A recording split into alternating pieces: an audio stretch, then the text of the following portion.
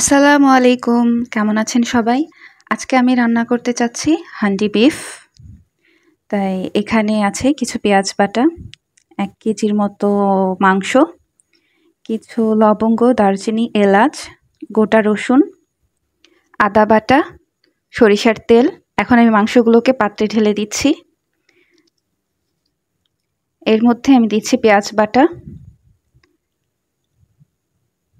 আদা বাটা, গোটা রসুন, দারচিনি, এলাচ, লবঙ্গ, সাথে সরিষার তেল, 1 চামচ হলুদের গুঁড়ো দিব, 1 চামচ মরিচের গুঁড়া, 1 চামচ ধনিয়ার গুঁড়া এবং 1 চামচ জিরার গুঁড়া। এই সবগুলো মশলা আমি একসাথে দিয়ে এগুলোকে আমি ভালো মতো কিছুক্ষণ মাখিয়ে নিব।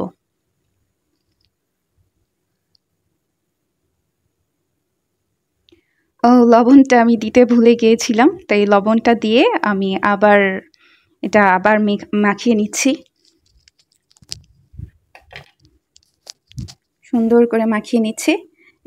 এরপরে কিছু তেজপাতা দিয়ে, উপরে তেজপাতা এবং আর একটু পানি দিয়ে আমি এর সাথে 5টা গোটা রসুন দিয়ে ঢেকে দিব এবং তার উপরে আমি খামির করে রাখা আটা ছিল, সেই আটা দিয়ে আমি ঢাকনাটা পুরো আটকে দিব।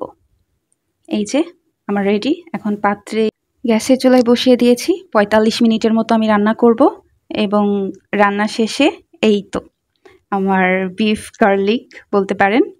এবং দেখুন কি সুন্দর মোলায়েম এবং নরম হয়েছে খেতে, মাশাআল্লাহ। Thank you.